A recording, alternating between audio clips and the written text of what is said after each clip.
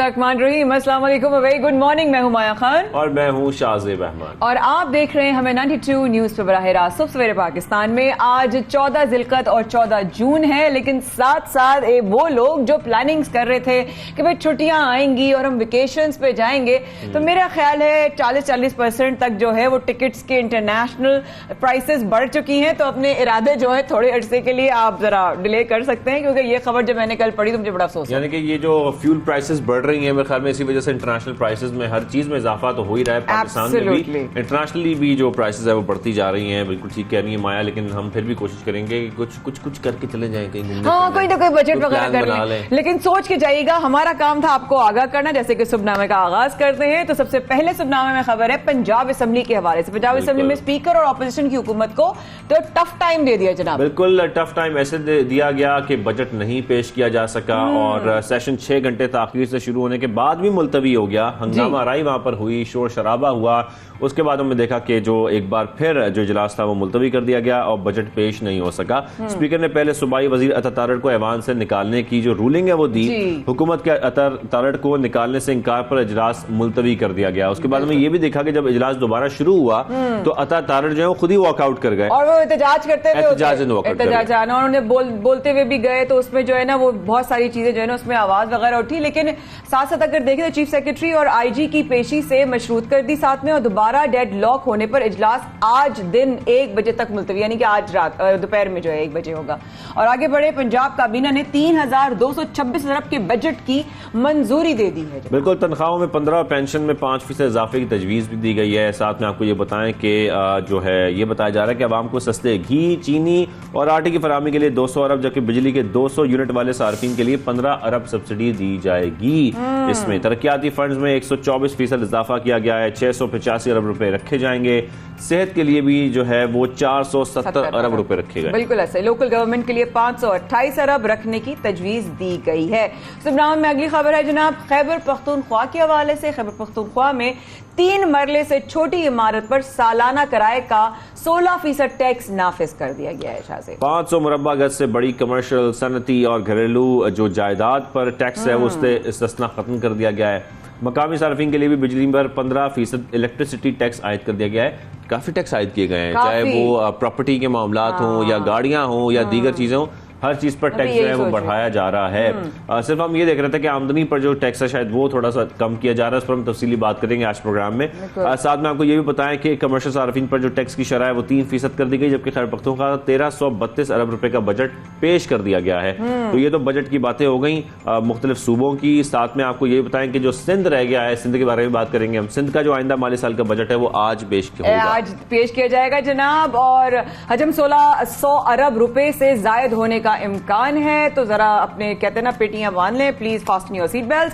तरक्याती स्कीमों के लिए 332 अरब रुपए मुख्तस करने की तजवीज दी गई है। कराची के लिए 1500, इलेक्ट्रिक और हैदराबाद के लिए BRT स्कीम शामिल होने का भी बिल्कुल। साथ में माँ बच्चे की सेहत के प्रोग्राम को मजीद अजला तक तोसी देने का भी इसमें कहा जा रहा है। अब आपको ये बताएं कि जैसे कि हम रोजाना की बुनियाद पर महंगाई का जिक्र करते हैं, कि हम क्या जिक्र करते हैं, वैसे हम रोजाना महंगाई देखते हैं तो जिक्र करना पड़ता है कि कितनी महंगाई होती जा रही है। तो महंगाई का शिकार आवाम को एक और झटका लगने जा रहा है। वो झटका ऐसे लग रहा है कि बिजली 3 रुपए 99 पैसे फी यूनिट जो है वो महंगी कर दी गई है। एक सेकंड, लाइट वाइट बंद कर दें प्लीज, जरा सब बंद कर, बिजली बचानी पड़ेगी, सब बंद कर दो, लाइट वाइट बंद कर दो। अप्रैल के माहाना फ्यूल चार्जेस एडजस्टमेंट की मद में ये बिजली महंगी की है, लेकिन इसका इतलाक जो है वो के इलेक्ट्रिक सार्फिन पर नहीं होगा। लेकिन के इलेक्ट्रिक सार्फिन जो है उनके लिए भी बिजली बढ़ती ही जा रही है। वो इस तरह नहीं बढ़ रही तो उस तरह बढ़ती जा रही है।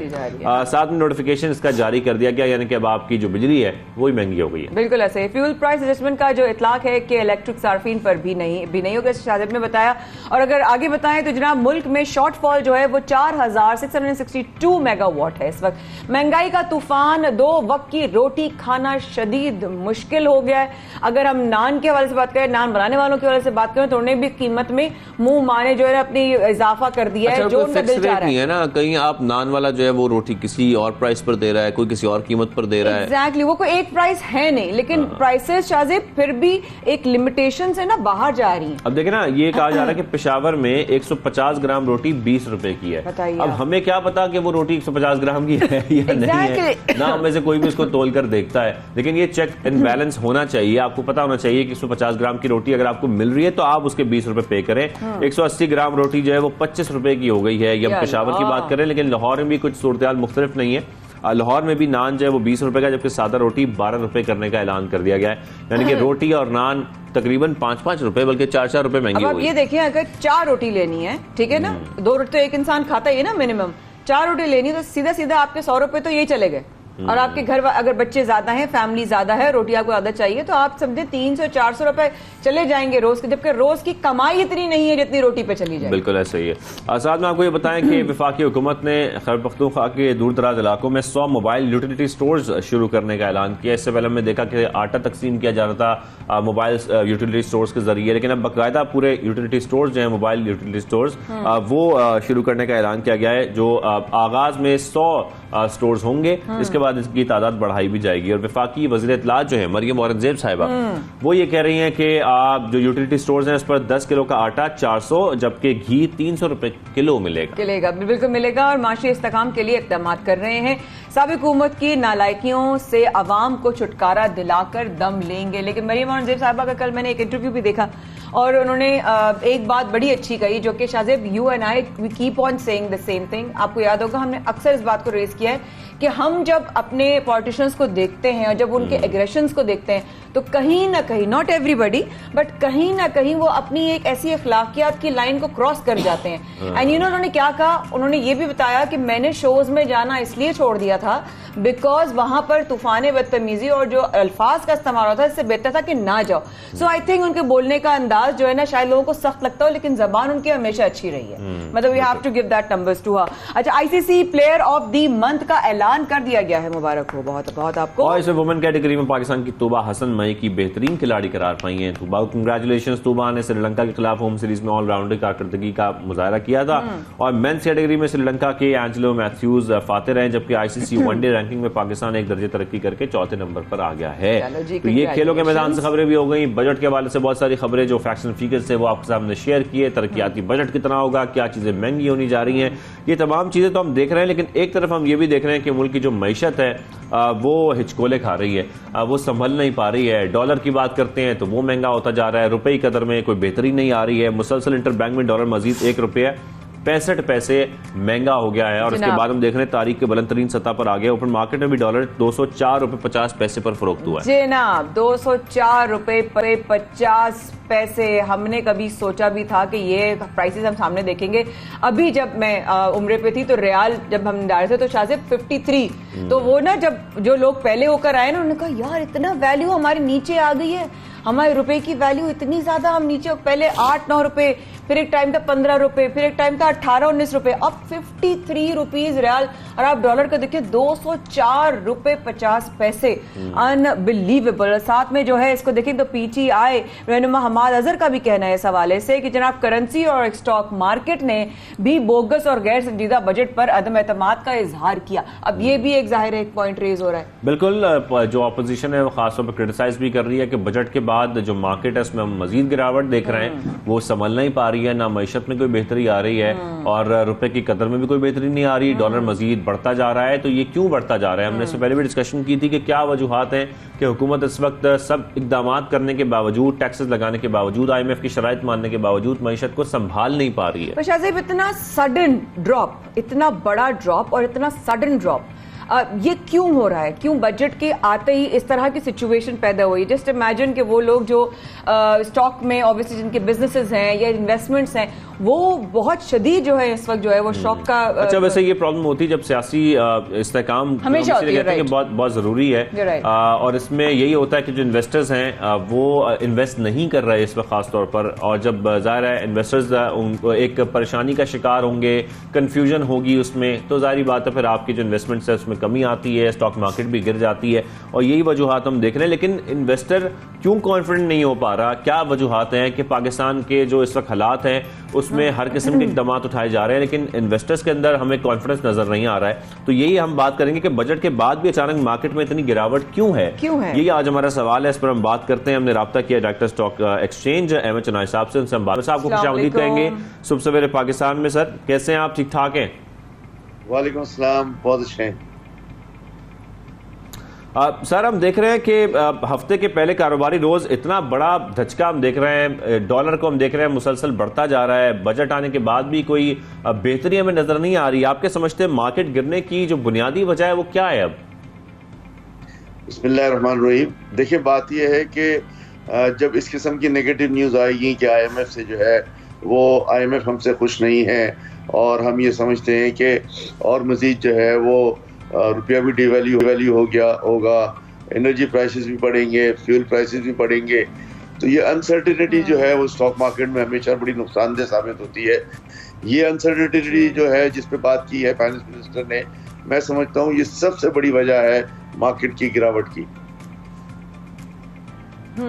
अच्छा, लेकिन अहमद साहब, इस तरह शाहजेब ने सवाल किया ना आप कैसे हैं, तो मैंने कहा शायद आपका जवाब आएगा कि इन हालात में कोई भी जिसको स्टॉक एक्सचेंज को, obviously you are being director, कैसे फीलिंग्स होंगी, बट क्या सरमायाकार भी इस नए बजट से मुतमईन नहीं है चनाई साहब?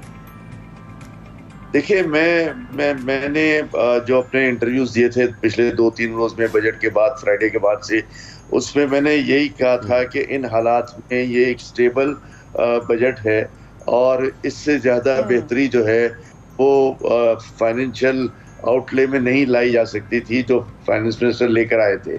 लेकिन उसके फौरी बाद उनके ये स्टेटमेंट्स जो हैं, मैं समझता हूँ उन्होंने मार्केट को जो है वो एक बहुत बुरी तरह जो है वो धचका दिया है। और इसके बाद जो है वो लोगों में जो एक कॉन्फिडेंस और ट्रस्ट लेवल होना चाहिए था ना, वो नहीं आ रहा।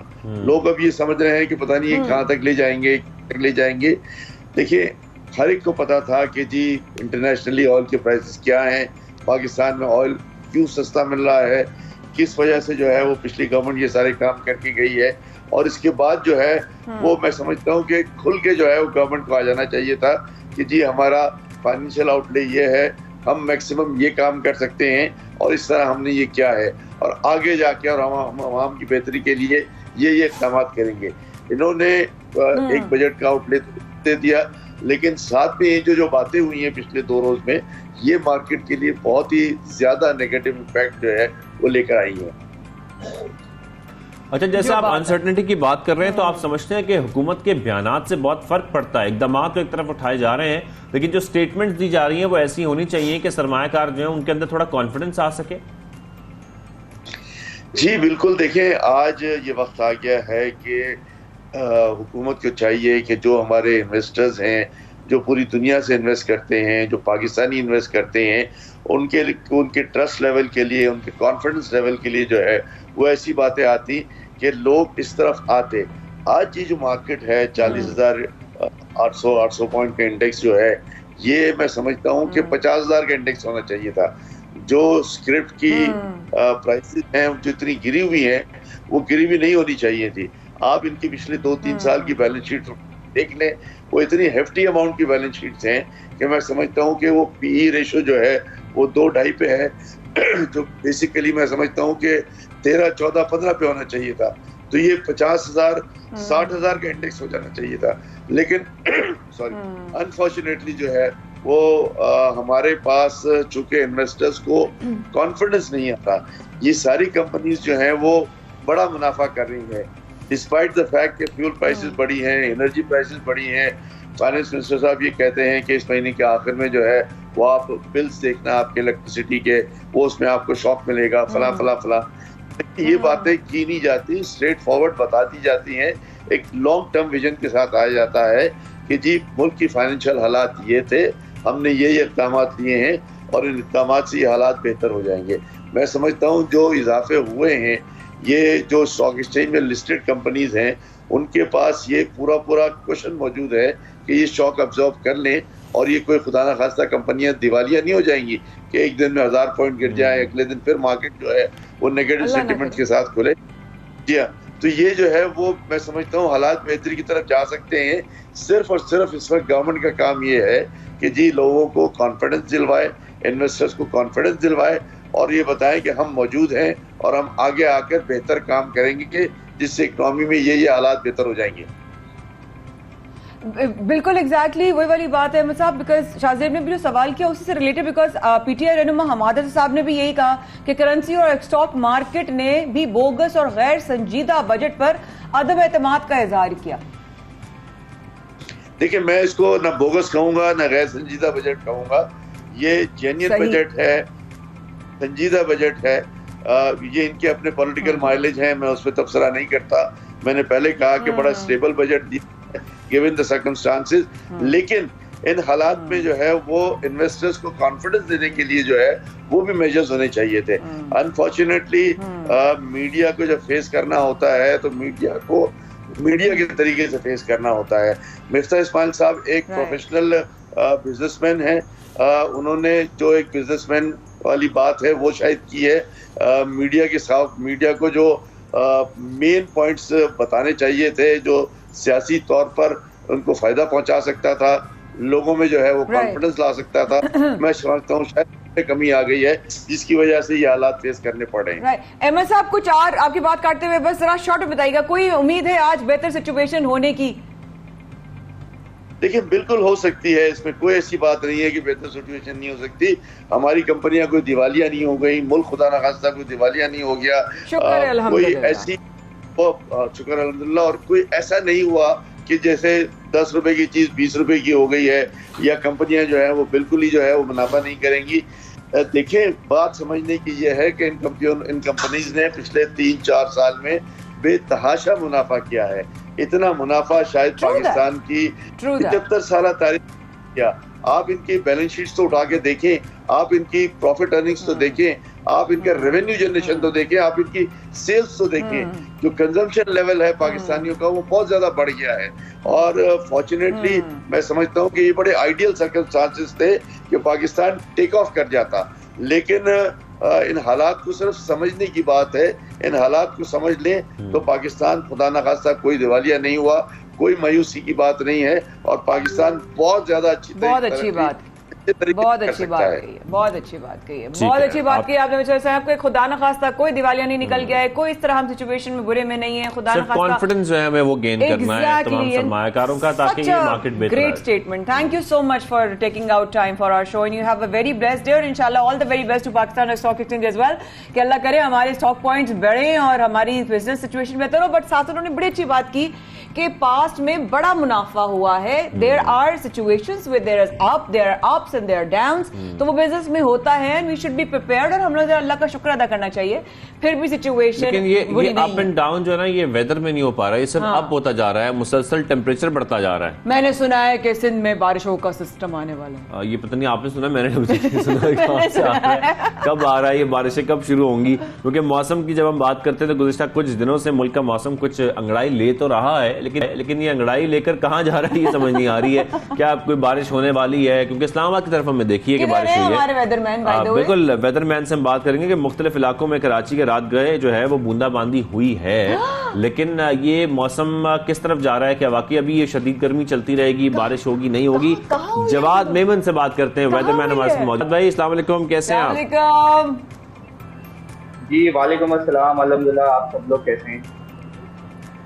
बिल्कुल ठीक है, बड़ा याद कर रहे थे हम आपको और मैं तो आपको फौरन ही ना टीम में भी बैठे होते हुए जवाद भाई को फोन करके पता करो कब हो रही है बारिश कराची में।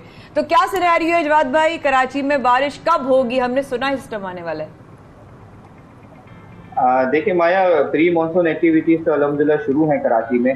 दिन के टाइम थोड़ी गर्मी रहती है, पिछले 2-3 दिन से बढ़ गया है। समुद्री हवाएं थोड़ी सी रुकी हुई थी, लेकिन इंशाल्लाह आज शाम या रात से समुद्री हवाएं दोबारा बहाल हो जाएंगी।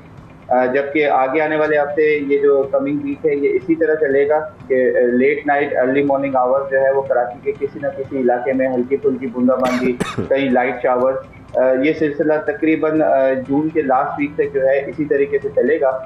उसके बाद जून के लास्ट वीक में एक्सपेक्ट किया जा रहा है कि मॉनसून का पहला सिस्टम जो है वो सिंध की तरफ मूव करेगा इंशाल्लाह।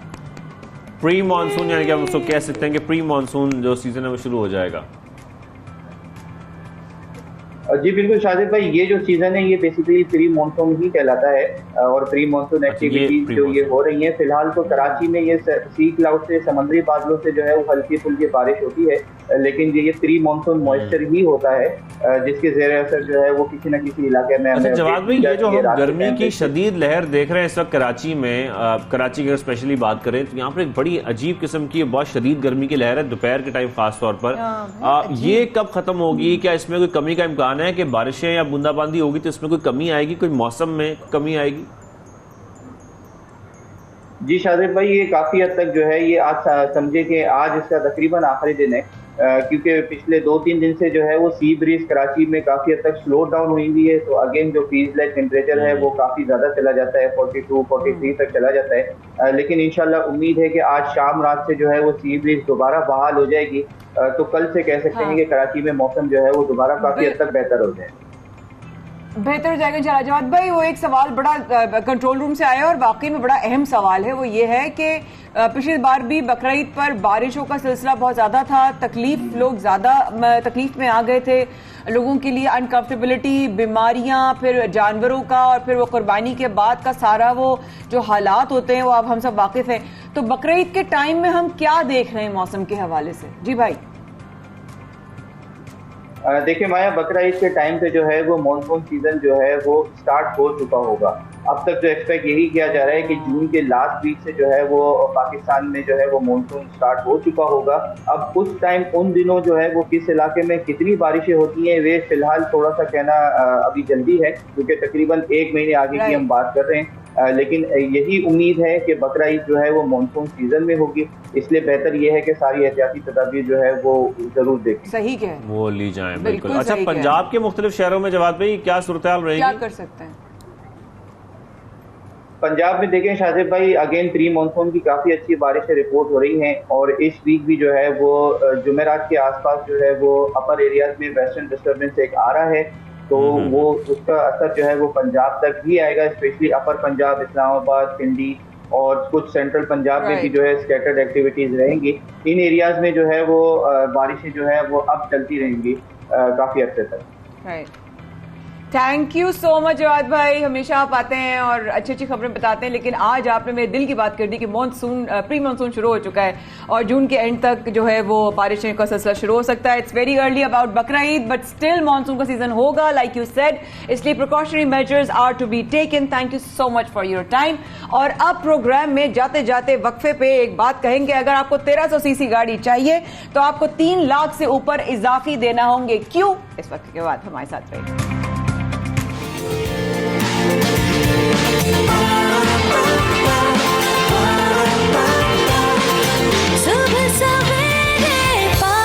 एक बार फिर हमारे साथ रहने का बेहद शुक्रिया। वक्फे जाने से पहले आप लोगों से की थी एक बात, आई एम वेरी श्योर मुझे कुछ मैसेज आना शुरू हो गए। क्या मतलब है 1300 सीसी गाड़ी अगर आपको चाहिए तो 3 लाख प्लस आपको देने पड़ेंगे? क्यों? बिल्कुल, 1300 सीसी से ऊपर की गाड़ी अगर आपको अब खरीदनी है तो 3 लाख रुपए अब आपको इजाफी देने होंगे, क्योंकि वफाकी हुकूमत की जानिब से 1600 सीसी या उससे जायद ताकत के इंजन के हामिल गाड़ियों पर एडवांस टैक्स आयद किया गया है, लेकिन इसका जो इम्पैक्ट है वो छोटी गाड़ियों पर भी ऑटोमेटिकली आता है। तो फिर सवाल ये पैदा होता है कि क्या जो हमारा एक जो मिडिल क्लास तबका है अब वो गाड़ी खरीद सकेगा, नहीं खरीद सकेगा, उनके लिए कितना मुश्किल हो जाए, क्योंकि जो 1000 सीसी गाड़ियां या उससे कम गाड़ियां हैं क्या उनकी कीमत भी बढ़ने वाली है या नहीं? तो शायद जब गाड़ी ले भी लेंगे तो चलाएंगे कैसे? पेट्रोल तो बहुत महंगा हो गया। लेकिन पहले खरीद तो लें।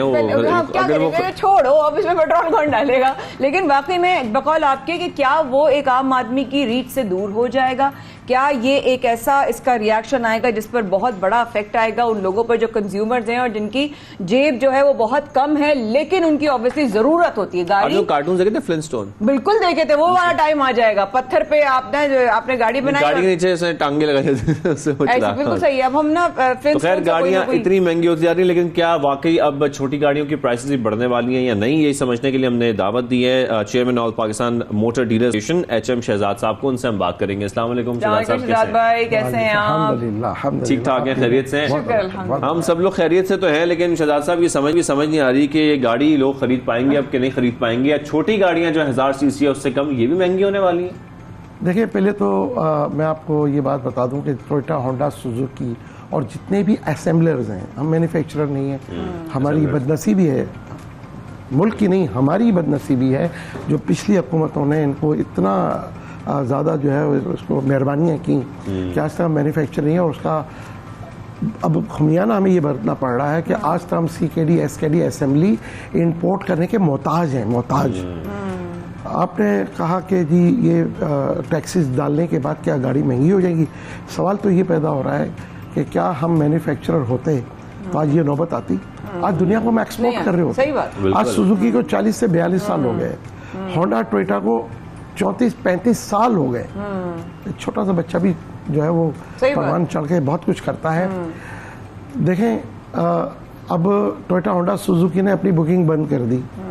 ये लास्ट बुकिंग खोली थी, मैंने भी सुना था, बुकिंग बंद हो गई। बिल्कुल लास्ट बुकिंग इन्होंने खोली थी तो ये कहा थी 182 रुपए का डॉलर है और अगर बढ़ेगा तो हम देखेंगे।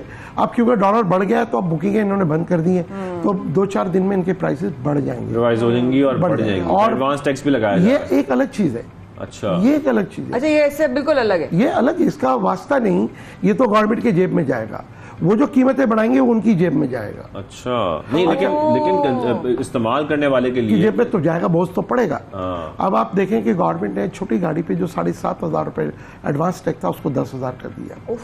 जो उससे ऊपर की गाड़ी पे 15,000 था उसको 20,000 कर दिया। 660,000। आम अल्फाजों में शहजाद साहब समझाएं कि एक छोटी गाड़ी 1000 सीसी गाड़ी की एग्जांपल हम ले लें तो आने वाले दिनों में कितना इजाफा हो सकता है, किस हद तक इजाफा हो सकता है। अगर कोई गाड़ी समझ लें 15 लाख रुपए की, वैसे तो आजकल खैर छोटी गाड़ी में इतनी महंगी हो गई है, 15 लाख रुपए की, तो उसमें कितना इजाफा हो जाएगा। देखें पहले एक और तमीज हम बात लें कि पिछले जनवरी, फरवरी, मार्च, अप्रैल, ये मई 5 महीने हुए, 5 मरतबा इन्होंने कीमतें बढ़ा चुके हैं। अच्छा, जो गाड़ी 2 साल पहले जो इन्होंने इंट्रोड्यूस कराई थी सुजुकी अल्टो, वो इन्होंने इंट्रोड्यूस कराई थी 13.5 लाख की और एक 14.5 लाख की। आज ऑलरेडी वो 25, 26 लाख की है।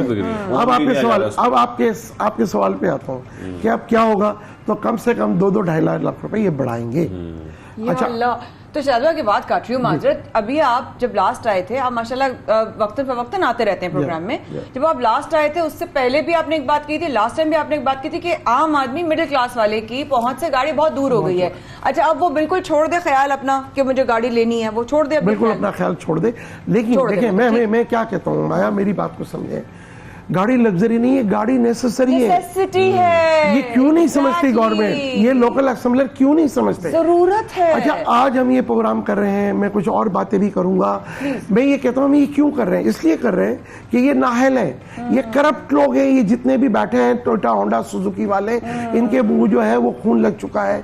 उसे इस पाकिस्तान या इस पाकिस्तानी अवाम से कुछ लेना देना नहीं है। अच्छा देखें, CKD SKD असेंबली इंपोर्ट करने के लिए LC खोलते हैं, आपका करोड़ों डॉलर जा रहा है मुल्क से। इस वक्त मुल्क चलाने के लिए हमें डॉलर की जरूरत है। वजीर आजम साहब और वजीर खजाना साहब, डॉक्टर साहब कह रहे हैं कि जी हमें डॉलर चाहिए। और भाई ये जो आपको नुकसानदेह चीजें हैं उसको तो रोकें, आप उसको नहीं रोक रहे। आप रोक किसको रहे हैं कि जो TR बैगेज गिफ्ट के तहत समंदर पार पाकिस्तानी आपको गाड़ी भेज रहा है और साथ में डॉलर ड्यूटी भेज रहा है आपको। सही बात है। आपने उसको बैंड लगा दिया। अब एक जो फजा कायम थी कंपटीशन की, वो आपने खत्म कर दी। अब तो मैदान में एक ही पहलवान है जो ये मौजूद है। अब ये कहते हैं कि जी हम ही हम हैं। देखें नुकसान क्या हो रहा है, एक आपके मुल्क का डॉलर जा रहा है, बहुत आवाम को ना सस्ती गाड़ी मिल रही है ना म्याली गाड़ी मिल रही है, रोड सेफ्टी स्टैंडर्ड जीरो, सब स्टैंडर्ड गाड़ी। अच्छा, अब सबसे बड़ी चीज, जो 4 महीने का टाइम था उसको 8 महीने कर दिया इन्होंने, गाड़ी का डिलीवरी टाइम, राइट। ये भी अपनी जगह। आज तक जो लफ्ज ऑन तो अच्छा है, ब्लैक मार्केटिंग खत्म नहीं हुई। माया, आप बिलीव करें, कोई एक सिंगल गाड़ी, आप यकीन करेंगी, छोटी छोटी गाड़ी पे 2-2, 2.5-3 लाख रुपए, और जो अब बड़ी गाड़ियां जो जीपों में शुमार होती हैं 40-40 लाख रुपए ब्लैक मार्केटिंग है। हुकूमत कहाँ सोई हुई है, मेरा तो सवाल ये है। और इनके कंपटीशन के लिए जो बाहर से गाड़ियां आ रही थी उस पर आपने बैन लगा दिया। वो गाड़ी जो समंदर पार पाकिस्तानी मजीद बन जाएगी और जो ऑलरेडी बनी हुई है वो बहुत बढ़ जाएगी। मैं आपको एक चीज बताऊं, देखें जो बाहर से गाड़ी आती है ना उसके लिए LC नहीं खुलती, आपके मुल्क से ज़र मुबादला ना पाकिस्तानी रुपीस में जाता है ना डॉलर में जाता है।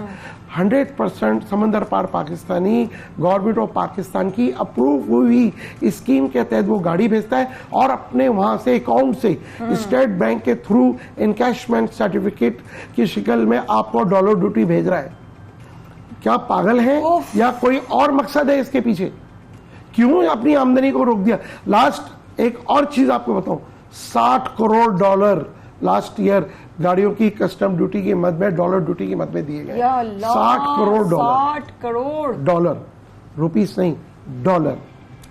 अच्छा, अब ये सब कुछ जो हो रहा है, इसमें जब हम गाड़ियों की बात करें आने वाले इस, बल्कि हम 2022 की बात कर रहे हैं, आपके ख्याल में ये 3-4 माह बाद गाड़ियों की प्राइसेस कितनी ऊपर जा सकती हैं? 3-4 बाद जो अगर हम 660 सीसी गाड़ी की बात करें तो इसकी प्राइस के मुझे लग रहा है जिस तरीके से बढ़ती जा रही है ये तो 30-35 लाख 40 लाख में चली जाएगी। तो आप तो मजाक कर रहे हैं, 4-5 महीने की बात कर रहे हैं, या भी चली जाएगी। टोयोटा होंडा सुजुकी वाले नाराज हो जाएंगे आपसे।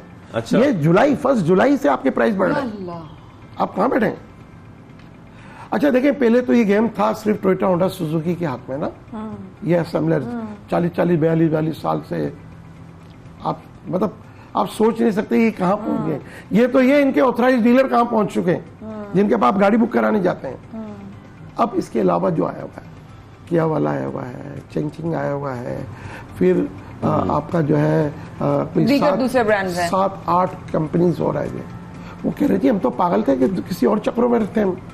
कोई कह रहा मैं सीमेंट में खेल रहा था, इतना पैसा मुझे नहीं मिला जितना इन गाड़ियों में मुझे मिल रहा है।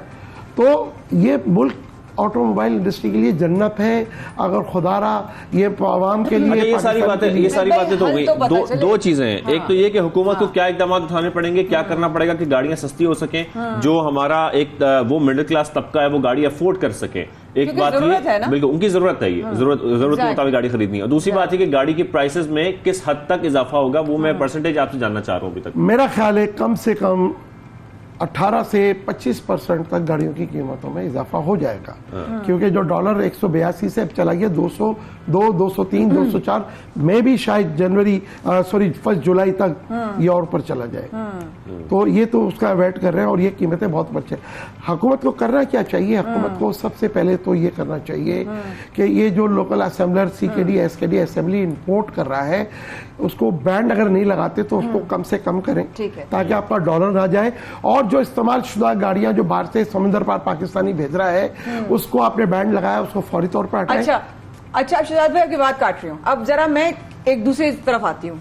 यूज गाड़ियां, ठीक है, सेकेंड हैंड गाड़ियां, क्योंकि एक आम आदमी से आपने बात शुरू की, शाहजेब में भी यही बात कर रहे थे कि ये लग्जरी नहीं है, नेसेसिटी है, जरूरत है, ठीक है, ज़ईफ है, बच्चे हैं, फैमिली है, जरूरत है। अब वो गाड़ियां जो नई हैं वो तो हमारी पहुंच से दूर हो ही गई ना। अगर वो गाड़ियां जो इस्तेमाल हुई हुई हैं, इस्तेमाल शुदा गाड़ियां, उसको अगर हम छोटी से छोटी गाड़ी की भी बात करें तो वो कितने में एक आम आदमी ले? देखिए, इस वक्त 3 साल पुरानी कार जापान से आ रही थी, ठीक, हुकूमत उसको ज्यादा कुछ ना करे, 5 साल पुरानी की इजाजत दे दे, हुकूमत को रेवेन्यू मिलेगा। और 10-12 2005-6 का नहीं, 2000 आपका अभी 22 चल रहा है ना, तो 15-17 मॉडल की गाड़ी का, अच्छा मैं सिर्फ 17 मॉडल की गाड़ी का कह रहा हूँ कि वो लाने की इजाजत दे, वो 5 साल पुरानी हो जाएगी जापान के अंदर। वो गाड़ी अब भी हम 10 से 12 लाख रुपए में आवाम को गाड़ी दे सकते हैं और उसमें गवर्नमेंट का 4 से 5 लाख का रेवेन्यू मौजूद है। तो नहीं आ रही वो गाड़ी, वो बात तो ठीक है, लेकिन हम सवाल ये कर रहे हैं कि 2007 की, 8 की, 9 की, 5 की, 6 की जो गाड़ियां ऑलरेडी हमारे मुल्क में मौजूद है, इस्तेमाल शुदा गाड़ियां हैं, क्या वो गाड़ियों की कीमत जो उसमें भी इजाफा होगा या वो कितने तक की मिल जाएगी?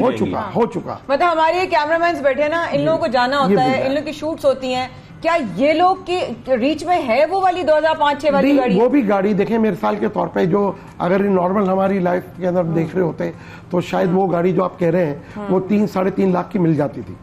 आज वो गाड़ी 7-8 लाख रुपए में नहीं है, ठीक है, वो पुरानी गाड़ी, यानी डबल, उस पे भी डबल हो गया। इस वक्त देखें, हुकूमत को मुल्क चलाने के पैसा चाहिए, समंदर पाकिस्तानी, समंदर पार पाकिस्तानी कह रहे हैं, हम देने के लिए तैयार है। वैसे तो समंदर पार पाकिस्तानी जो पूरी दुनिया से गाड़ियों की ड्यूटी के अलावा वो तो अरबों डॉलर आपको भेज रहे हैं, वो तो एक अलग बात है। लेकिन ये जो गाड़ियों की मद में आपके पास पैसा आ रहा है, आपने क्यों और किसके कहने के ऊपर ये बैंड लगा दिया? आपको $60 करोड़ पिछले साल मिला है, इस साल खुदारा इसको आप हटा दें, $100 करोड़ आपको ये मिल सकते हैं आवाम को सस्ती मियारी गाड़ी। सिर्फ एक ही शर्त, मेरी क्या है, शर्त नहीं है, रिक्वेस्ट है वजीर आजम साहब से कि 3 साल के बजाय 5 साल पुरानी गाड़ी लाने की इजाजत दें, ताकि आवाम की कुव्वत में जो दरमियाना और बहुत सारे ऐसे फैक्टर्स हैं कि यहाँ पर मैन्युफैक्चरिंग होनी चाहिए, हुकूमत को ये देखना चाहिए Very कि किस true. तरीके से गाड़ी सस्ती फराम की जा सकती है, क्योंकि जरूरत है, लोगों की जरूरत है। और जब ट्रांसपोर्टेशन सिस्टम हमारे मुल्क में इतना अच्छा नहीं तो लोग मजबूर होते हैं वो अपनी बिल्कुल। गाड़ी, अपनी ट्रांसपोर्ट इस्तेमाल करें। Thank you very much Shahzad sahab, आपने बहुत ज्वाइन शुक्रिया, किया ओवरऑल इस पर so बात। much. तो गाड़ियों के हवाले से हम यही जिक्र कर रहे थे, यही बात कर रहे थे किस तरीके से गाड़ियों की जो कीमतें उसमें इजाफा हो रहा है और आगे भी होने वाला है। बजट आने के बाद जो है इसमें मजीद इजाफा भी हम देख रहे हैं बहुत जल्द। Right, absolutely. अच्छा शाहजेब, कल आप और मैं, आप मुझे कुछ खबर बता रहे थे, मैं जब गई हुई थी तो मैंने कहा शाहजेब जरा बताएं क्या क्या चीजें हुई। तो आपने मुझे कल एक खबर बताई थी जो कि मुझे लग रहा था कि हाँ वाकई ऐसा पॉसिबल है। You were telling me something about the salary वाले टैक्सेस। बिल्कुल, तनख्वाहदार तबके की जब हम बात करते हैं तो हुकूमत ने बजट में तनख्वाहदार तबके को टैक्सेस की मद में रिलीफ दिया है। और ये रिलीफ किस तरह दिया, क्योंकि लोग बहुत सारे सवालात भी कर रहे हैं सोशल मीडिया पर कि हम सब जानना चाहते हैं कि इन टैक्सेस में रिलीफ किस तरीके से दिया जा रहा है, कितनी आमदनी पर कितना रिलीफ मिला है। तो आज हम आपको ये बताएंगे कि FVR के जो जराए हैं वो हमें ये बता रहे हैं कि जिनकी आमदन 50,000 रुपए को महाना आपको कोई इनकम टैक्स नहीं देना होगा। ये 50,000 तक की इनकम वालों के लिए बात है जनाब। आमदन 1 लाख रुपए महाना तक अगर आपकी है तो आपको सालाना इनकम टैक्स 100 रुपए अदा करना होगा। क्या बात है। और इसके साथ साथ महाना 1.5 लाख रुपए बताएं आप। अच्छा, 1.5 लाख रुपए होने की सूरत में माजी में आपको 7,500 रुपए महाना टैक्स अदा करना होता था। अब ये रकम कम होकर 3,500 रुपए महाना रह जाएगी। तकरीबन आधी पे आ गई है। आधी पे। ये तो बड़ी, मतलब मैं तो हैरान हो गई वाकई में। तो आप गौर से सुन लीजिएगा, साथ साथ महाना टैक्स अदा करते थे और अब ये रकम होकर 37,000 रुपए हो जाएगी अगर आपकी 5,25,000 रुपए अगर आपकी थी। ठीक है जनाब, इसी पर बात करने के लिए, क्लैरिटी हासिल करने के लिए, बिकॉज जब से मुझे कल से बताई खबर मैं बहुत ज्यादा एक्साइटेड भी थी इसकी डिटेल हासिल करने के लिए। तो हमारे साथ हमें प्रोग्राम में शामिल किया है जनाब टैक्स एक्सपर्ट अली रहीम साहब ने। अस्सलाम वालेकुम अली रहीम साहब, प्रोग्राम में शामिल होने का बहुत शुक्रिया। तो जनाब पहला सवाल आपसे है कि जनाब महाना 4 लाख रुपए कमाने वालों पर आय टैक्स में कमी की गई है, लेकिन सवाल यह है कि 4 लाख से ज्यादा कमाने वालों पर कितना टैक्स आयद किया गया है। जी जनाब। बिस्मिल्लाहिर्रहमानिर्रहीम। देखिए, जो आपका जो सवाल था ना कि जी सैलरी वालों को पहले वो 4 लाख रुपया के ऊपर टैक्स लगता था और अब जो है वो उसको कम कर दिया गया है। देखिए, गवर्नमेंट की पॉलिसी जो मुझे नज़र आ रही है वो ये है कि छोटे जो कमाने वाले लोग हैं या जो कम कमाने वाले लोग हैं उनको वो एक रिलीफ देना चाह रहे हैं। बिकॉज पेट्रोल का दाम इतना बढ़ गया है, सारी चीज़ों का दाम ज़ाहिर बात है उसकी वजह से बढ़ती जा रही है। तो लिहाजा उसी की वजह से उनको रिलीफ देने के लिए जहाँ तक सैलरीज़ का ताल्लुक है उसको उन्होंने 12 लाख रुपए तक का एग्जेम्पशन दे दिया है। और जहाँ तक नॉन सैलरी का था जिसका 6 लाख, जिसका वो 4 लाख था, उसको उन्होंने 6 लाख का एग्जेम्पशन दे दिया है। तो 6 लाख रुपए तक कमाने वाले, यानी ये 50,000 रुपए महीना कमाने वाले, और इस उनको बार कोई हम टैक्स देख रहे नहीं हैं लगेगा। साहब के इस बार जो है हुकूमत ने तनख्वाहदार तबके को रिलीफ देकर जो साथ में बोझ डाला है वो अमीरों पर डाला है। इससे ओवरऑल जो है वो क्या नताइज निकलेंगे, कितना फर्क पड़ेगा जब हम बात करते हैं कौमी खजाने की भी, उसकी भी, और साथ में ज़ाहिर है जो लोग हैं उन हवाले से भी आपसे जानना चाहते हैं। देखिए, इससे ये होगा कि कम से कम जो डायरेक्ट टैक्स का जो रेशियो है ना उसको बढ़ाने की इन्होंने कोशिश की है और बिल्कुल इसका फ़ायदा होगा। उसकी रीज़न ये है कि आपको इन्हिसार करना है डायरेक्ट टैक्सेस के ऊपर। जो इनडायरेक्ट टैक्सेस है वो अमीर गरीब को इकट्ठा सबके ऊपर पड़ता है। और जैसे सेल्स टैक्स है वो आप चाहे एक गरीब आदमी ख़रीद रहा है या अमीर आदमी ख़रीद रहा है, सबको एक ही लेवल का टैक्स होता है। उसको वो कम करने की कोशिश कर रहे हैं और वो ये कोशिश में है कि जो बड़े लोग हैं या जो ज़्यादा कमाने वाले लोग हैं वो ज़्यादा कंट्रीब्यूट करें टू द सोसाइटी। राइट। इस तरीके से अमीरों पर टैक्स ज़्यादा लगाया जा रहा है। बिल्कुल सही है, बहुत शुक्रिया। हमारे साथ एक्सपर्ट अली रहीम साहब मौजूद थे और टैक्स के हवाले से जिन जो जॉब के लोग हैं जो तनख्वाहें कमाते हैं और उनके लिए क्या टैक्स की आसानियां हुई हैं वो आपने सुना। प्रोग्राम में अभी बहुत कुछ होगा। सुबह सवेरे पाकिस्तान में शाहजेब और माया को दीजिए छोटे से वक्फे की इजाजत। We will be right back. जी स्टे विद अस।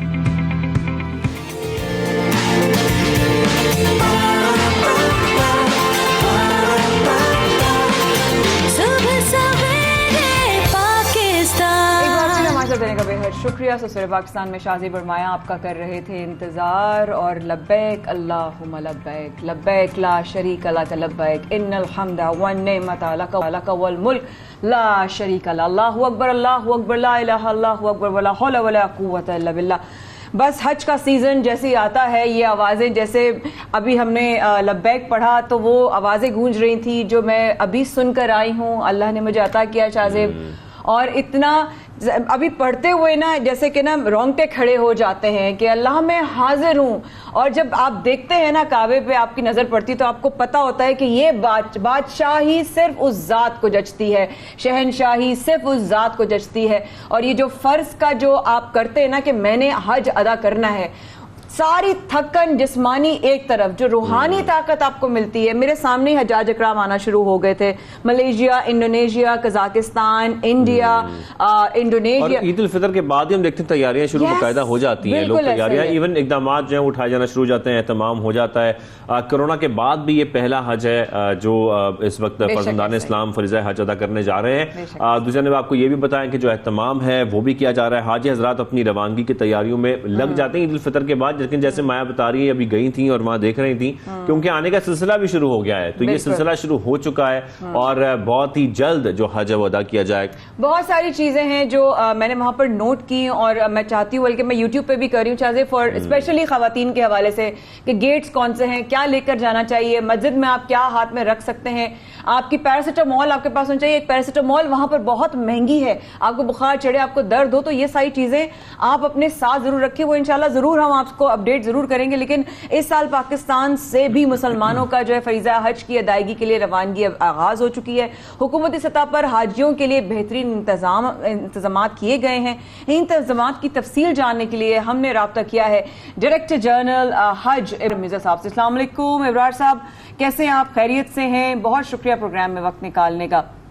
जी साहब, वालेकुम अस्सलाम व रहमतुल्लाहि व बरकातुहू। आप उम्मीद है खैरियत से होंगी और इसी तरह पाकिस्तान में भी इस वक्त हालात अच्छे होंगे और पुरअमन होंगे। और सबको मेरी तरफ से सलाम अर्ज।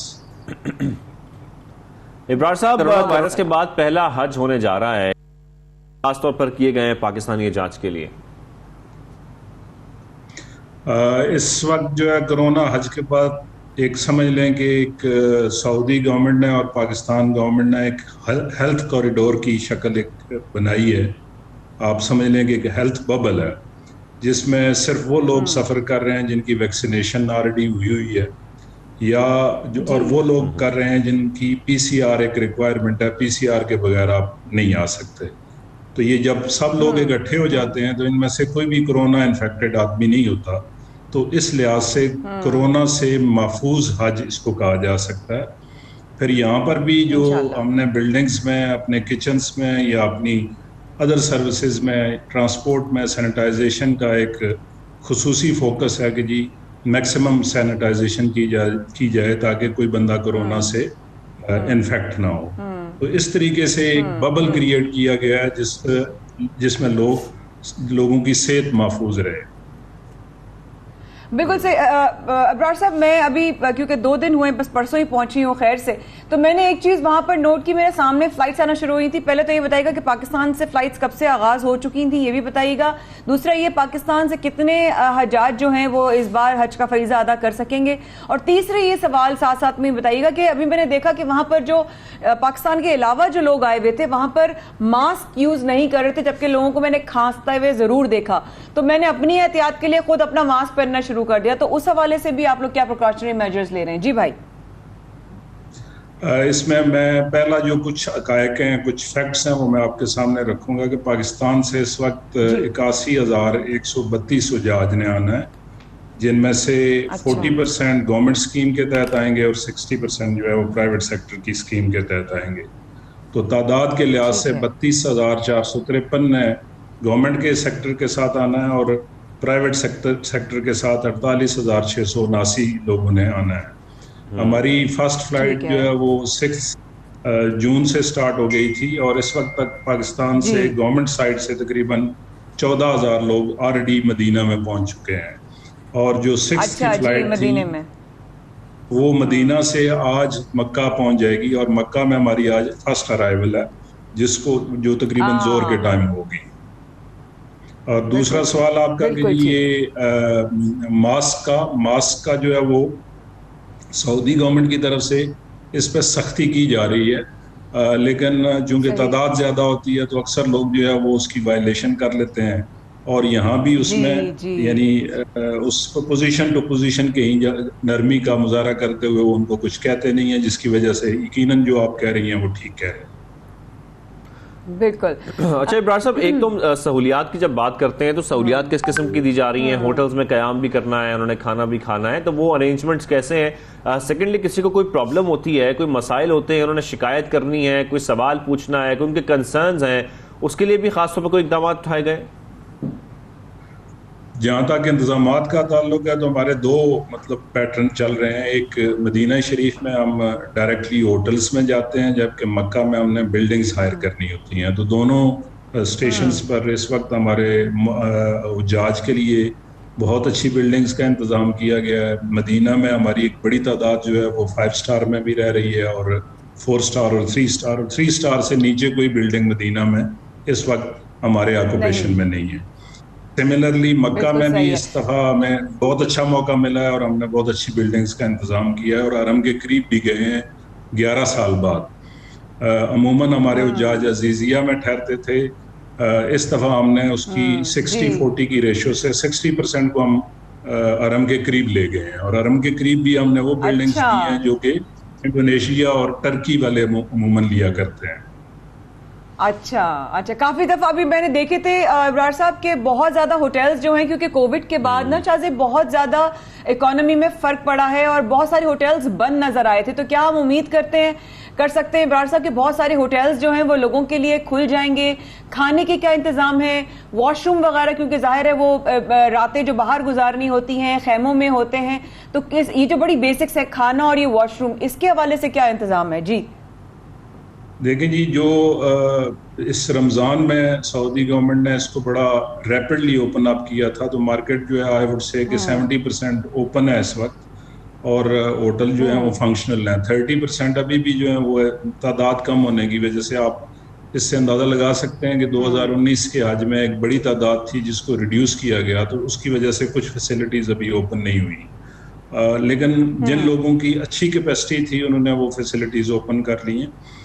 खाने का भी हमने बड़ा, यानी आप 3 वक्त का और एक अच्छे मेन्यू के साथ, वो मेन्यू हम आपके साथ शेयर भी कर लेते हैं, जिसमें हर दिन में एटलीस्ट 2 दफ़ा जो है वो मीट मटेरियल दिया जा रहा है, तो वो भी हमने उसका अच्छा इंतज़ाम किया हुआ है। सिमिलरली जो वॉशरूम है, जैसे मैंने आपसे पहले कहा कि जी हम सऊदी हुकूमत और हम मिल के उसकी डेली सैनिटाइजेशन का बंदोबस्त कर लें और साफ़ सुथरे वॉशरूम लोगों को अवेलेबल है। मिना अरफात इसके बाद आना है, तो मिना अरफात की तैयारियां इस वक्त पूरे अरूज पर हैं और इंशाल्लाह मिना अरफात में भी पिछले सालों से इस दफा बेहतर फैसिलिटीज होंगी। अच्छा, ये सारी फैसिलिटीज़ हो गई, सहूलियात हो गई, जो खास तौर पर बड़े अच्छे इकदाम उठाए गए हैं, सहूलियात बेहतर देने की कोशिश की जा रही है। साथ में सर ये रोड टू मक्का प्रोजेक्ट क्या है, इसकी थोड़ी सी डिटेल्स आपसे जानना चाह रहे हैं हम। रोड टू मक्का अगर आपने आज से कोई 6 साल पहले सफ़र किया हो या 4 साल पहले सफ़र किया हो, तो हमारे हुज्जाज को एयरपोर्ट पे इमिग्रेशन, कस्टम और इस तरह के जो दूसरे मराइल से गुजरते हुए अपनी बिल्डिंग तक पहुंचते पहुंचते उनको 12 से 14 घंटे भी लग जाते थे। रोड टू मक्का में सऊदी गवर्नमेंट के जो उम्माल हैं वो पाकिस्तान चले जाते हैं और आपका इमिग्रेशन और आपका कस्टम क्लियरेंस और अदर प्रोसेसेस वो पाकिस्तान में ही कंप्लीट हो जाते हैं। तो जो एवरेज टाइम ले रही है, जो एवरेज टाइम सऊदी गवर्नमेंट आपको अब जहाज से उतरने से लेके बस तक पहुंचाने में ले रही है, वो 15 से 20 मिनट से ज़्यादा नहीं है। 15 से 20 मिनट में आप अपनी बस तक पहुंच जाते हैं।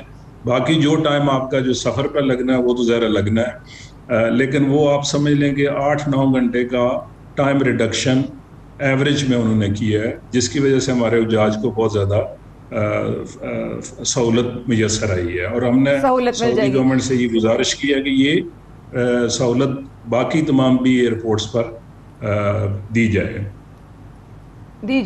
अच्छा अबरार साहब, जिस तरह ट्रेन का सिलसिला शुरू हुआ है मक्का टू मदीना और मदीना टू मक्का, उसने बड़ी सफ़र करने में आसानियां कर दी हैं, तो क्या हजाज इकराम वो फैसिलिटी भी यूज कर सकते हैं? जिस तरह आपने कहा कि आज मदीना से मक्का पहुंचे, इस तरह 2.5 घंटे में पहुंच गए थे हम लोग भी, तो जहां 4, 4.5, 5 घंटे लग जाते थे, वहां 2.5 घंटे में आप जिन्हें जोहर पड़ी और आप असर तक जो है वो पहुंच जाए। तो इसमें क्या हजाज अग्राम के लिए आसानी होगी, ट्रेन वो यूज कर सकेंगे, या हजाज के लिए ट्रेन ओपन नहीं होगी? जी अबरार भाई। जी, ये उजाज के लिए ट्रेन ओपन है, लेकिन इसमें एक दो एस्पेक्ट्स बड़े समझने वाले हैं कि इंडिविजुअल मूवमेंट में आसानी होती है, लेकिन जब आप कलेक्टिव मूवमेंट करते हैं तो इसमें आपको लोडिंग अनलोडिंग सामान की, लोगों को ऑर्गेनाइज करना, और ये उसके साथ इसकी दोनों साइड्स पे कॉस्ट है। मसलन आपकी एक ट्रेन की कॉस्ट है, फिर ट्रेन के स्टेशन तक पहुंचाने की कॉस्ट है, और वहां से ले आने की कॉस्ट है, जो खासी बढ़ जाती है। इस वजह से इंडिविजुअल लोग तो जा रहे हैं ट्रेन पे, लेकिन वो जहाज ग्रुप्स में बहुत कम ट्रेन पे सफर करते हैं। बिल्कुल सही। लेकिन thank you so much Abrar भाई, आप आए। मुझे बड़ा वो अफसोस हो रहा है कि मेरी आपसे मुलाकात नहीं हो सकी, जबकि मैं परसों आई हूँ, लेकिन इंशाल्लाह बहुत जल्द अल्लाह के घर का दीदार अल्लाह ताला दोबारा नसीब करेगा तो जरूर आपसे मुलाकात होगी। पाकिस्तानी तमाम हजाज आर इन सेफ हैंड्स, ये सुन के और ये जान के जरा खुशी हुई। अल्लाह करे उनको कोई तकलीफ ना हो, अल्लाह ताला उनका हज जो है वो कबूल फरमाए, और उनके लिए तमाम आसानियां जो गवर्नमेंट ऑफ पाकिस्तान एंड सऊदीया की कोलैबोरेटिव है, अल्लाह करे उसमें भी कामयाबी हासिल हो। बहुत शुक्रिया, आपने वक्त दिया, और इंशाल्लाह फिर आपसे हज के हवाले से अपडेट्स लेते रहेंगे। अल्लाह ना करे कभी किसी को कोई मुश्किल आए। और अब जिस तरह आपने कहा कि जब हज की, आपने कहा ना कि रमजान के बाद हज की तरफ बढ़ना शुरू होते हैं, हज से असर कुर्बानी की तरफ, ईद कुर्बान की तैयारियां शुरू हो जाती हैं। ईद कुर्बान की तैयारियों के साथ साथ हमने बहुत सारे सेगमेंट्स किए हैं इस हवाले से कि सिंध में लंपी स्किन जो है वो वबा एक बार फिर सर उठा रही है, और इस हवाले से अब हम ज्यादा कंसर्न इसलिए हैं क्योंकि अब मंडियां लग रही हैं, बल्कि लग चुकी हैं, और ईद कुर्बान बहुत करीब आते जा रही है। कराची की मंडियों में बीमार और मुतासर जो जानवर हैं वो लाने का इंकशाफ भी हुआ है, जो कि लंपी स्किन डिजीज से ऑलरेडी मुतासर हैं, और उनको मंडी में लाया जा रहा है। ये तो गलत बात है। बिल्कुल। अब लंपी स्किन से मुतासर जानवरों से भरे जो ट्रक हैं वो भी कोशिश की जा रही है कि उनको वहीं से चेक करके वापस भेजा जाए ताकि वो मंडी में ना आ सके। लेकिन ये तो देखो ना, आप ऑलरेडी जब से लंपी डिजीज का हुआ है, लोग खौफजदा तो है ना कुर्बानी को लेकर। और अब शहरी ज्यादा जो है वो कंसर्न इस बारे में भी हैं कि जब हम खरीदने जाएं तो कैसे पता लगेगा कि कौन सी जो आपका जानवर है, कौन सा वाला वो लंपी स्किन डिजीज से मुतासर है। तो इसमें कैसे एहतियात की जाए, उनके लिए मशवरा क्या है, जब वो जानवर खरीदने जाएं तो उनको क्या करना है, क्या चेक करना है, ये तमाम चीजें आप लोगों के लिए कि जब आप लोग मंडी जाएं जानवर खरीदने के लिए तो आप लोगों को पहले से क्या तैयारी करनी है। इस बारे में आज हम बात करेंगे, और हमारे साथ मौजूद हैं तर्जुमान मवेशी मंडी, उनसे हम ये सवाल करते हैं। सर अस्सलाम वालेकुम, कैसे हैं आप? वालेकुम अस्सलाम, अल्लाह का शुक्र, आप सुनाइए, खैरियत से हैं? जी अलग सर, सबसे पहले तो ये बताइएगा कि इस वक्त मंडी में क्या सूरत हाल है अब तक, ये बताइएगा सबसे पहले तो कि जो अंदाजे तक आपके मवेशी कितने आ चुके हैं अब तक मंडी में? अब तक इस वक्त तक जब से मंडी स्टार्ट हुई है जानवर आए हैं 50,000 के करीब तकरीबन जानवर मंडी में आ चुके हैं। और सूरत हाल ये है कि मंडी में दाखिले का एक ही रास्ता होता है जहाँ पे चेक पोस्ट होती है, और वहाँ पे डॉक्टरों की टीम होती है, और उन तमाम जानवरों को ट्रॉलर और ट्रक के अंदर ही चेक किया जाता है। और ऐसा नहीं होता कि बगैर चेक किए कि कोई एक भी जानवर जो है वो मंडी के अंदर चला जाए। अच्छा, तो अगर अभी इस तरीके से ये हो रहा है तो इन चीजों में कितनी सदाकत है कि बीमार और मुतासिर जानवर मंडी लाए गए थे, इसमें कितनी सदाकत है? अच्छा, इसमें कोई किसी किस्म की सदाकत नहीं है, क्योंकि जो डॉक्टरों की, वेटरनरी डॉक्टरों की टीम बैठी हुई है, हमारे मार्शलिंग एरिया कहलाता है जहाँ पर ये ट्रालर जहाँ से दाखिल होते हैं मंडी में, और वो एक ही रास्ता है। वहाँ पे डॉक्टरों की टीम ट्रक के अंदर जाके, ट्रक के बाहर से और चारों तरफ से फिजिकली चेक करती है एक एक जानवर को। 27 मई से अब तक 9 ऐसे ट्रॉलर हमने यहाँ से वापस किए हैं जिनमें एक किसी भी जानवर में अलामात जाहिर हुई थी कि लिम्पी स्किन की है, तो हमने उस जानवर समेत उस ट्रक में जितने भी जानवर थे उन तमाम जानवरों को वापस कर दिया, और अब तक 9 ट्रॉलर ऐसे वापस भेजे जा चुके हैं। और इसमें कोई सदाकत नहीं है कि कोई लिम्पी से मुतासर कोई जानवर मंडी में मौजूद है।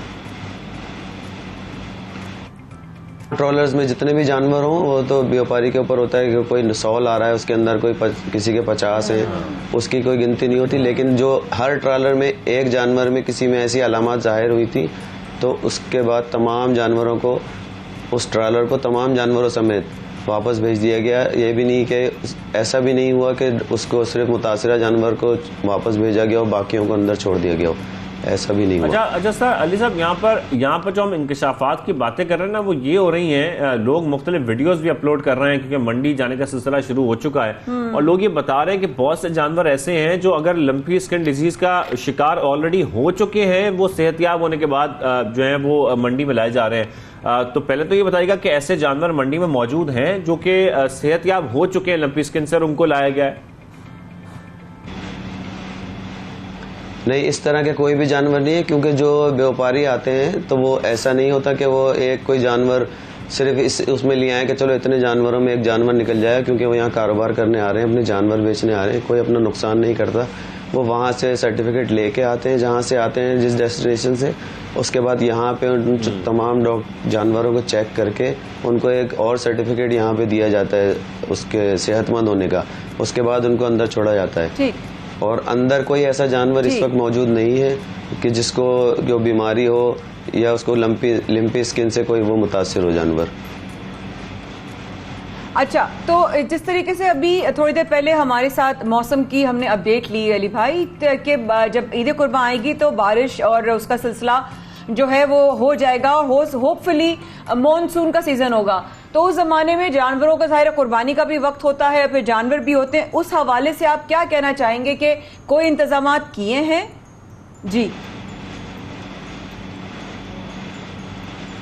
जी, मंडी में बारिश से मुतालिक जाहिर बात है हर साल ही तकरीबन बारिश का सीजन होता है जब बकरीद आती है, और इस हवाले से तमाम इंतजामात यहाँ मुकम्मल हैं। पंपिंग मशीनें जो हैं वो तैयार हैं बिल्कुल, कि अगर पानी जैसे ही जमा होना शुरू होगा उसको निकासी का फ़ौरन इंतज़ाम किया जाएगा। मंडी के अतराफ में जितने भी नाले हैं उनकी सफाइयाँ कराई जा चुकी हैं, जितना भी अमला है वो बिल्कुल रेडी है।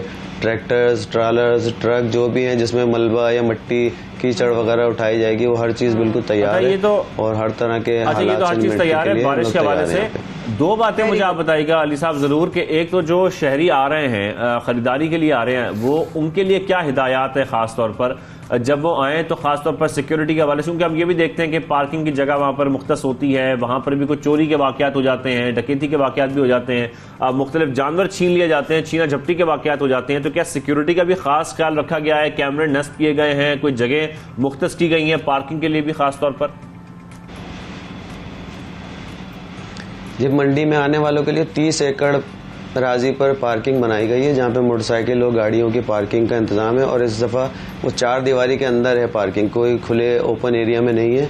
और 3 लेयर्स में यहाँ सिक्योरिटी होती है। अंदर इंटरनल सिक्योरिटी इंतज़ामिया की अपनी है, उसके बाद पुलिस की लेयर होती है, और मंडी के बाहर जो है वो पाकिस्तान रेंजर सिंध के एहलकार हैं, वो ड्यूटी देते हैं। अभी तक ऐसा कोई वाक़या यहाँ पे कोर्ट नहीं हुआ जिसमें कोई जानवर छीने जाने की कोई वारदात सामने हुई। एक वाक़या चोरी का हुआ था शुरू में, उस पर भी मंडी इंतजामिया ने और सिक्योरिटी इदारों ने फौरी कार्रवाई करते हुए 2 मुल्जिमान भी पकड़े थे, और वो जानवर भी बाजियाब करा के वापस वो मंडी पहुंच गया था यहाँ पे।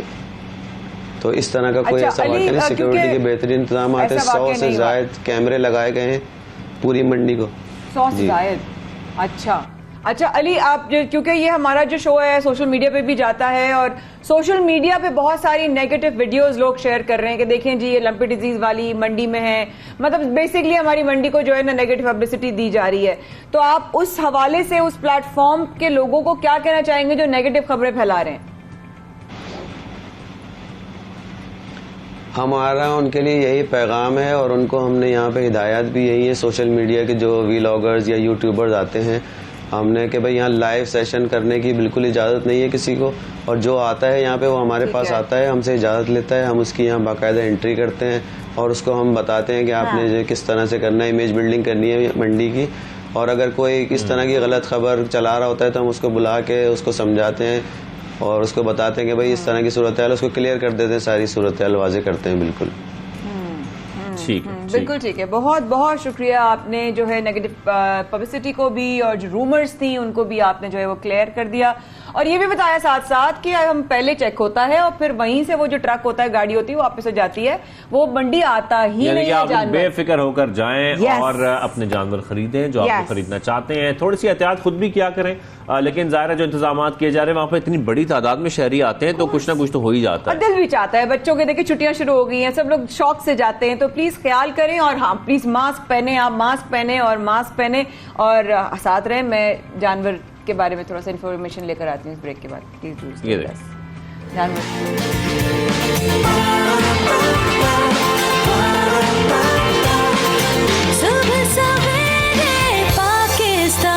आप देख रहे हैं सुबह सवेरे पाकिस्तान, माया खान और शाहज़ेब अहमद के साथ। ब्रेक के बाद हम जिक्र करेंगे एक पाकिस्तान की पहली mixed martial arts MMA fighter Anita Karim का जिक्र करेंगे, जो कि सोशल मीडिया पर उनकी पिक्चर्स, उनकी वीडियोस बहुत वायरल भी हो रही हैं, लोग बहुत सराह रहे हैं, उनको कंग्रेचुलेट भी कह रहे हैं। क्यों ना कहें, क्योंकि अनीता करीम का ताल्लुक गिलगित बल्तिस्तान से और वो एक बेहतरीन मुकाबले में जीत कर आई। क्या उन्होंने मतलब कमाल कर दिया है, जिस तरीके से उनका आखिर में उन्होंने अपने धूल चटा दी, कहते हैं धूल चटा दी, जो अपना मतलब हिट्स किए उन्होंने कहा 1 1 1 1 2 1 2 और मतलब कमाल, मतलब वीडियो कमाल है। सीरियसली अनीता छा गई है भाई, सुपर फैन, हम तो फैन हो गए। तो अगली फाइट जो है वो अनीता करीम और माया खान के दरमियान होने जा रही है, इसके बारे में जल्द आपको बताएंगे।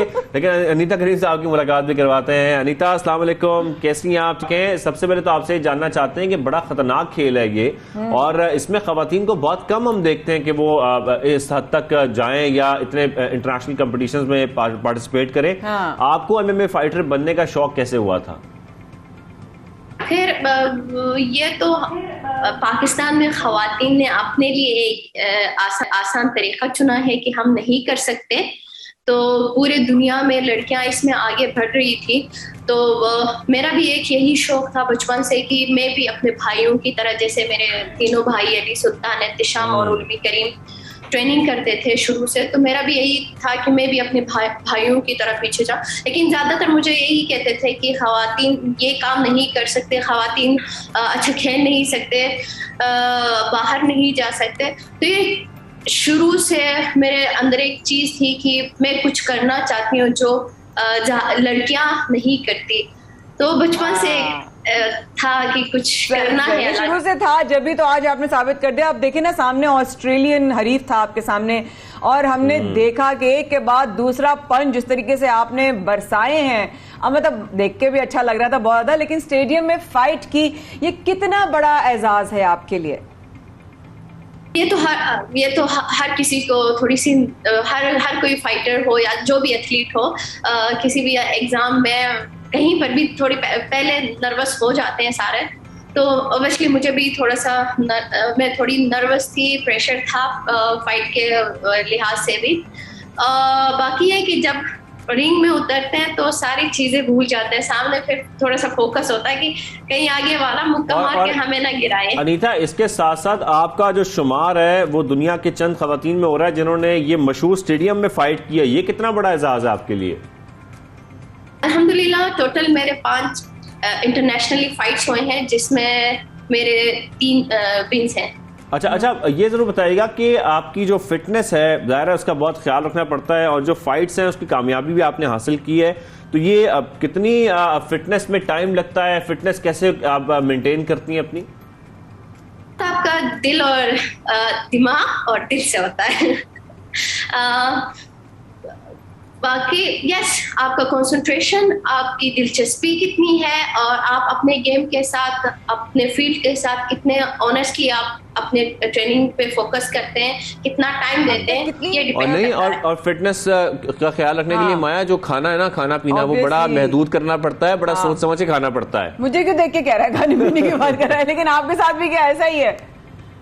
फाइट से पहले 2 महीने पहले हम सारी चीजें खा सकते हैं, मतलब 2 महीने पहले जब फाइट हमारी डिसाइड होती है, जिस टाइम हमारी फाइट डिसाइड होती है, और हमारा जब फाइट कैंप चलता है, वो महीने का हो, 1.5 महीने का हो या 2 महीने का हो, तो हमें थोड़ा सा एहतियात करना पड़ता है। और जब 1 महीना पूरा होता, मतलब रहता है फाइट के लिए, तो स्ट्रिक्टली हमें अपने डाइट के ऊपर थोड़ा सा फोकस करना पड़ता है। ज़्यादा ऑयली चीज़ें हो गई, मीठा वगैरह, जो कि मुझे बहुत मीठा पसंद है, तो वो मेरे लिए थोड़ा मसला करता है कि अनीता ये जरूर बताइएगा, आपका ताल्लुक गिलगित बल्तिस्तान से और हम सबकी बड़ी फेवरेट जगह है।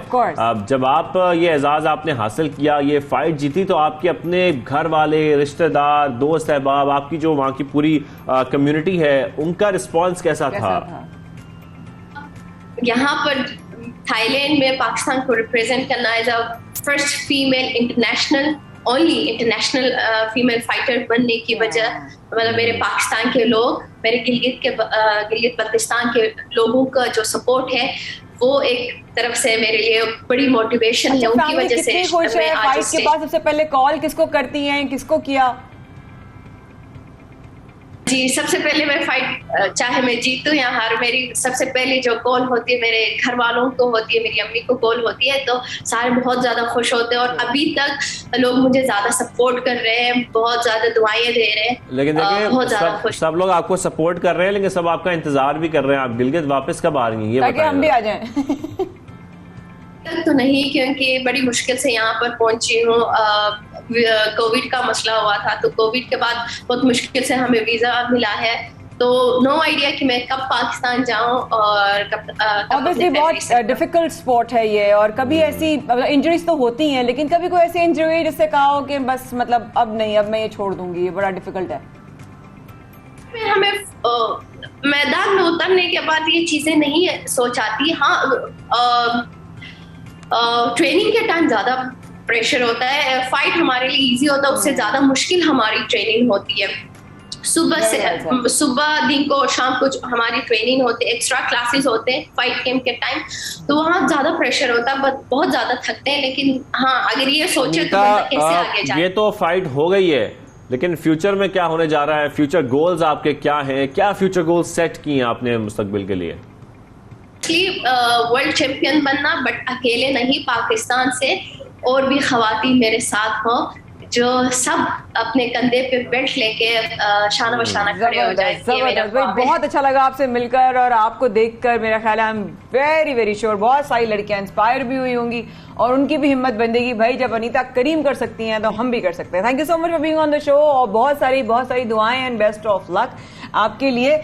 और अब जरा वो बात हो जाए जिसके बगैर मेरी जिंदगी, शाहजेब की जिंदगी, हम सबकी जिंदगी अधूरी है। बिल्कुल, हम मतलब उसके बगैर तो कुछ हो ही नहीं सकता। आप इसकी बात तो नहीं कर रहे? मैं इसके अंदर जो होता है उसकी बात कर रही हूँ। तो एक हम लोग थोड़ा सा इसके अंदर जो चाय है वो एक घूंट लेते हैं, छोटा सा वक्फा लेते हैं। रहिएगा हमारे साथ। चाय के बारे में क्या बात करने वाले हैं, जरूर रहिएगा। चाय की चुस्की लगाएं। चाय की चुस्की लगाएं।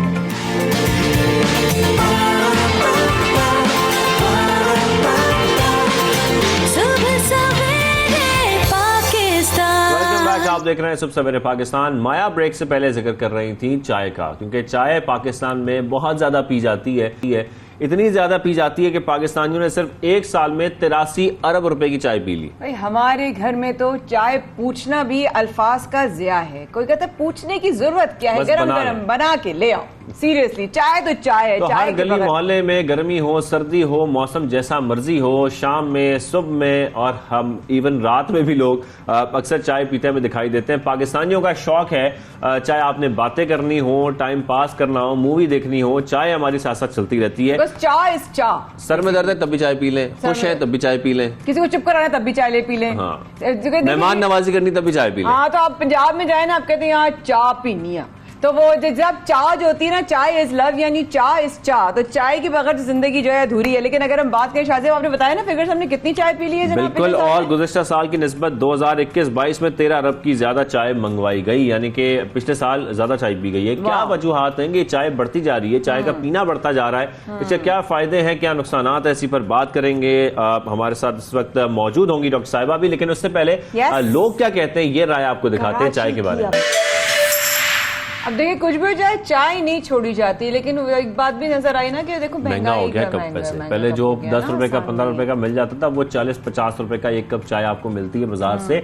जिसकी आमदनी कम है, जो मजदूर तबका है, उनके लिए वाकई चाय खरीदना मुश्किल हो गया। इसीलिए वो बेचारे कह रहे हैं कि अब हमने 5 कप से 3 कप कर दिए, 2 कप कर दिए, किसी ने 1 कप कर दी, किसी नाश्ते में। लेकिन शाहजेब, वो वाली बात भी सच है ना कि बहुत फायदा तो नहीं है ना चाय पीने का, नुकसान तो होता है। लेकिन ये जान लेते हैं हम, जान लेते हैं ना, किससे जानेंगे हम ये? यार देखिए, वो जो है ना, उनको अगर मैं मैं देखूं नहीं ना तो मजा नहीं आता, और मुझे मजा नहीं आएगा अगर मैं उनको देखूंगी नहीं सुबह सुबह। लेकिन उनकी आवाज ही माशाल्लाह इतनी चहकती हुई है और हमारी बड़ी प्यारी है वो। हमें हमारे साथ हेल्थ एक्सपर्ट डॉक्टर सहर चावला मौजूद। अस्सलाम वालेकुम सहर जावेद चावला साहब, कैसी हैं डॉक्टर साहब? मैं ठीक ठाक। I am so sorry, pardon में आज मैं आपको भी नहीं देख पा रही हूँ और अपनी शक्ल भी नहीं दिखा पा रही हूँ। मेरा दिन भी अच्छा हो जाता है। नहीं, हम नहीं खेल रहे भाई, ये क्या बात है? हमें आप नजर आती हैं सुबह सुबह माशाल्लाह एक फ्रेश चेहरे के साथ। डॉक्टर साहब जरा पाकिस्तानियों के लिए कुछ बताएं कि ये जो बहुत ज्यादा चाय पी रहे हैं इसका कितना नुकसान है, कितना फायदा है?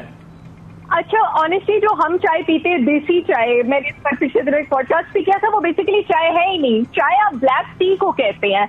और चाय की जो हेल्थ बेनिफिट्स है उस पर जो रिसर्च हुई है वो फेमस ही अपने पॉलीफिनॉल्स की वजह से हुई है। पॉलीफिनॉल्स जो है आपके पास वही है जो चाय के डिजीज फाइटिंग केमिकल्स है। कैंसर के अगेंस्ट हो, हार्ट डिजीज के अगेंस्ट हो, ऑस्टियोपोरोसिस के अगेंस्ट हो, डायबिटीज के अगेंस्ट हो। जब आप उसमें दूध डालते हैं, जो दूध का प्रोटीन है केजीन, वो उन पॉलीफिनॉल्स की तासीर को कम करता है। अगेन चाय में आपके पास कैफीन होता है, डेफिनेटली कॉफी से तो कम होता है, इसलिए वो वाला कैफीन अच्छे वाला कैफीन है। लेकिन इसका ओवर कंजम्पशन जो है वो आपको जरूरत से ज्यादा कैफीन हिट देता है। अच्छी चीज है कैफीन, प्री वर्कआउट प्रोटोकॉल में भी आपके पास आता है। आपकी अटेंटिवनेस, अलर्टनेस, आपका प्लेजर हार्मोन, डोपामीन बढ़ाता है, गैबा, ग्लूटामेट, ये सारी चीजें आपके पास बढ़ाता है। लेकिन हमारे यहाँ पे बहुत खराब ट्रेंड ये है कि हम अपना दिन खत्म करने के बाद चाय पीते हैं। 5-6 बजे के बाद जब हम, और जरूरत भी नहीं है, देखे ना आप ओवर कंजम्पशन भी कर रहे हैं। बड़ी जबरदस्त चीज है अगर आप ब्लैक टी लें और up to 75 milligram per day दिन में 2 बार लें, बहुत खूबसूरत चीज है।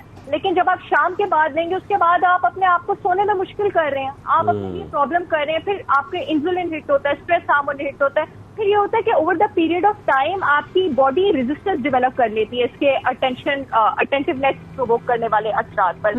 आप अब ज्यादा से ज्यादा लेते हैं लेकिन आपके ये एड्रीनल्स को तो स्ट्रेस करती है, आपके जो एड्रीनल ग्लैंड्स हैं। इवन खाली पेट चाय बहुत पी जाती है। बेड टी की बहुत आदत होती है डॉक्टर साहब लोगों को, तो क्या खाली पेट भी लेना अच्छी बात नहीं है क्या? नहीं, बिल्कुल भी नहीं। और थोड़ा देर लगता है आप इसको, इस डिस्कम्फर्ट से जान छुड़ाने में। खाली पेट, पहले मुझे भी आदत होती थी। खाली पेट प्लीज कोई ऐसी चीज लें जो आपका स्टमक का पीएच अल्कलाइन करे। नींबू पानी लें, नींबू is the most alkaline food on planet.